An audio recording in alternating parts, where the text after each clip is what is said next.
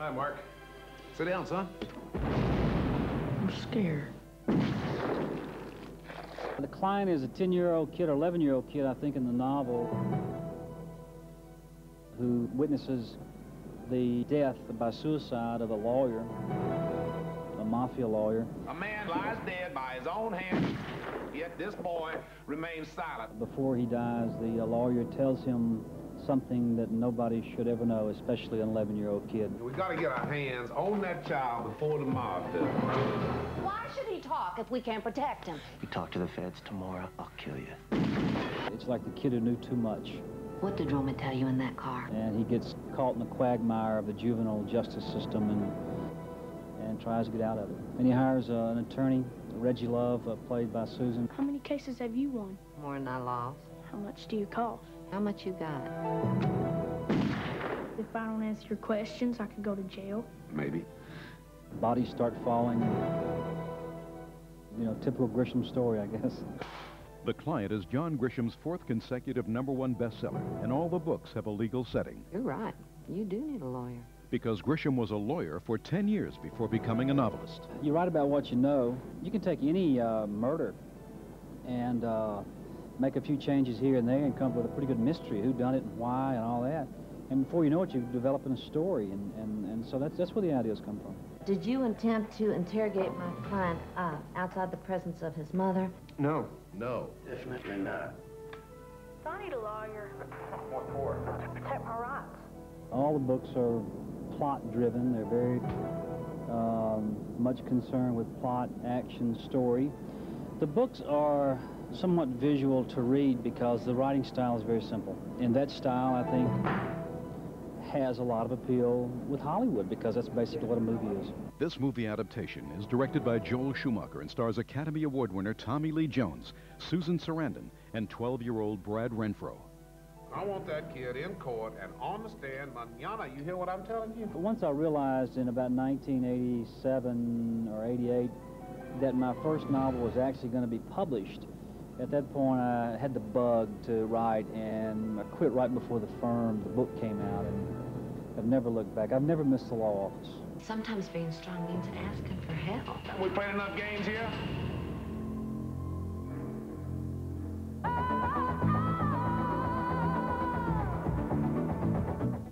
Hi, this is Paul Verhoeven, and I thank you very much for watching FilmNet.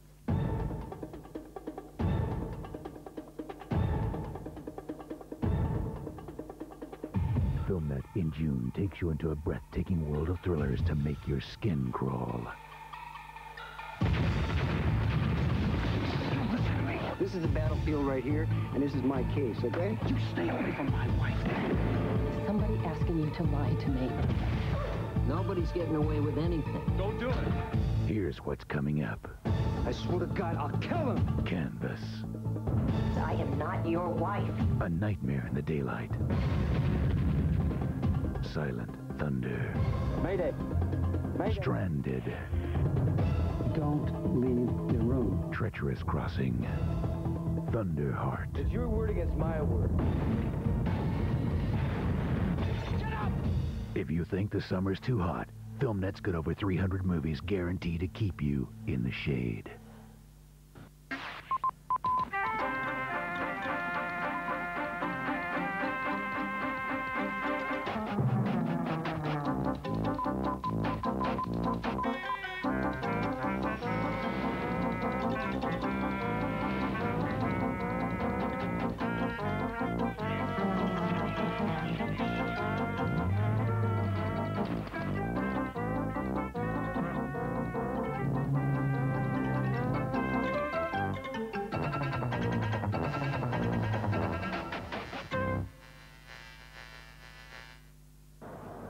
Hello, I'm Wayne Friedman. California wouldn't be such an offbeat place if it weren't filled with people who are always trying to say something. The fact is that this is a state of expressive people. It's more than a state of mind. As you'll see in this first story, it's also a state of mouth. There are, in the newspaper business, two styles of distribution. Robert Hine represents the old way. What are the headlines today? Bulge and talks. Dun, dun, dun, dun, dun, dun. Free-Bay Guardian, Matt? And across the street, Don Mayu shows us the new Free-Bay Guardian. As in many businesses, territory plays a key role. I just tell him to go across the street. There's 3 other corners. But you don't care what he does on his corner? No, not whatsoever. He can do anything. He can go over there and juggle if he wants to. And so it has come to pass that every Thursday and Friday, Don Mayu stakes out a downtown corner to give away Bay Guardians and perform his act. What do you call that step? Ralph. Is he competition for you? No, none whatsoever. On the pass, championship play. He certainly does have stage presence. Looking rubby, I like that. Ooh, nice material. Ah, back to the...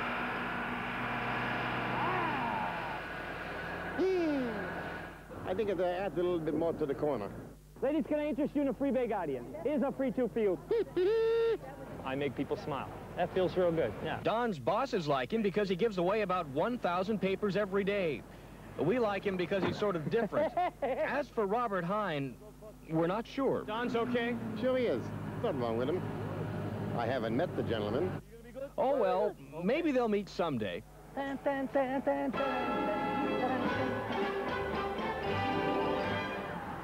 It's nightfall in the city. A who, what, when, where, why kind of realm where events take place. Events of public interest. Events that should be witnessed by the public eye, which does seem to be getting rather electronic these days.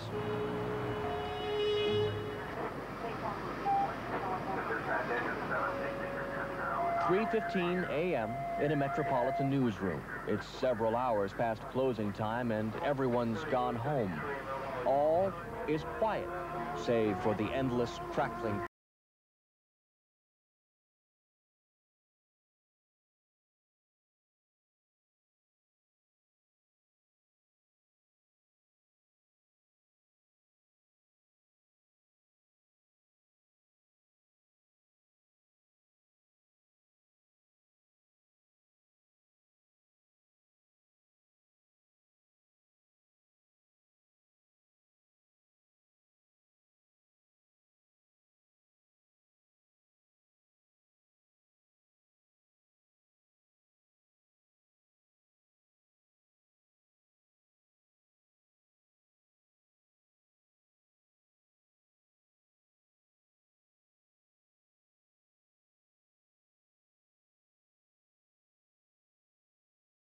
The thing is, there is no normal, but, you know, people really think that, you know, they're living a normal life.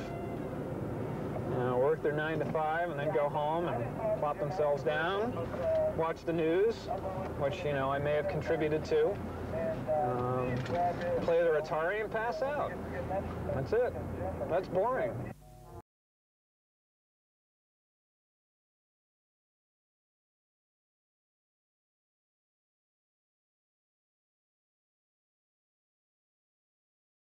Hours, you'll see something that tops it. It's a potpourri of death and destruction on video. The going rate, anywhere from $80 to $100, depending on how rare or spectacular. What do you do to relax, Dirk? 5156, you see long. All things considered, the work pays enough to keep Dirk in police radios. He only has 3 or 4 scattered around the house. But it isn't enough to cover all the bills. So how do you think Dirk earns his living?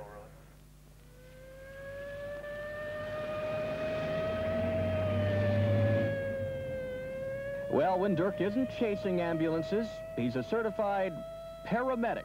When I'm on duty as a city paramedic, I mean, it's cut and dry. I mean, you know, the city doesn't pay me to go. I can't take pictures, that's for sure.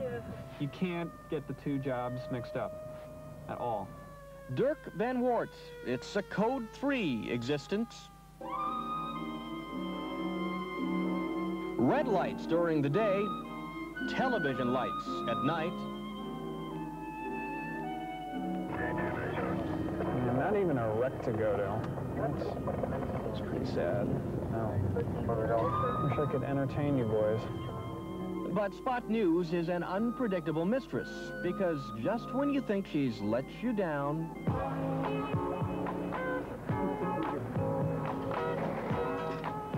This is one hell of a wreck.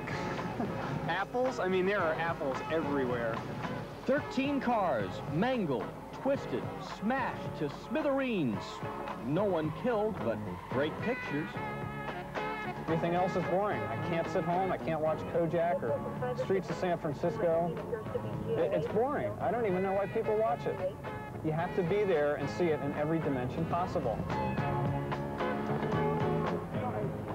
All I have different than all the stations are going to get are the people that were injured. And I had to check with the desks in the morning to see if I sold my tape. This is the 10 o'clock news. A big truck carrying 20 tons of apples lost its brakes on Highway 101 late last night, hit 18 other vehicles, finally overturned, spilling that entire load. Dirk Van Wart. Okay, maybe he is just a little on the high-strung side, but thanks to him, your living room's a lot more exciting.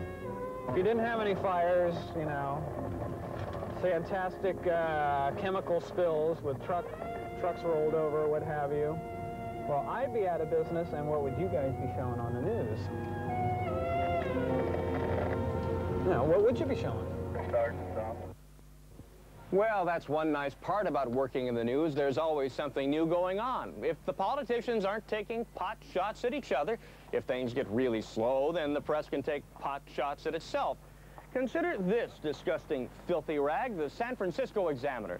Not long ago, in a purely mercenary effort designed to sell more newspapers, its publisher embarked on an ad campaign to smear my medium. My editors were incensed. They charged me to defend their honor. What could I do?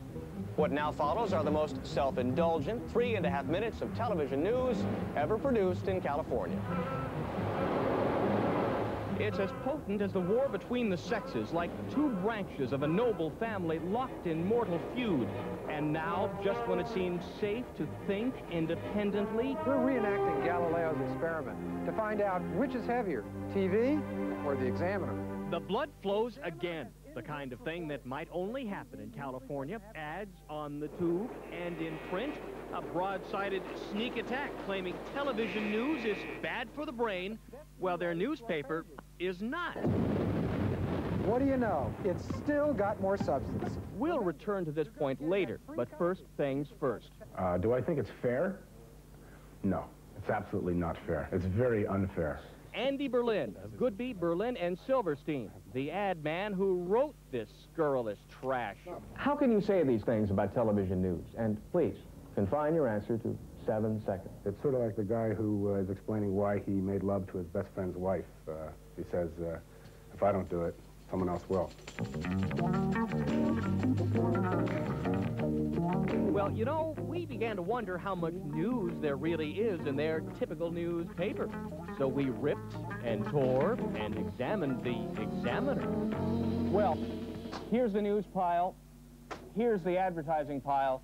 You be the judge. But just one other thing. After you watch television, does it come off on your hands? But now let's deal with the real dirt. They say that to be an award-winning news team, all we really need are Ken and Barbie. Well, we took their advice, a first-class audition, sparing no expense all the way. All right. Pucker up, sports fans. Here we go. Barbie, Ken, Mark Thompson weather, Continental Sports, Wayne Shannon commentary. And now, from the News Center for Northern California, this is News Center 4 at 6. Cue her! Cue, wake the up, cue her! Cue Barbie! Step out of Q Ken. Cue Ken! Cue Ken! Punch him, cue him! Make him look this way, make him look at one! Cue him with us, stoop! Finally, let's return to their original premise, that the Examiner is heavier than television news. Clear!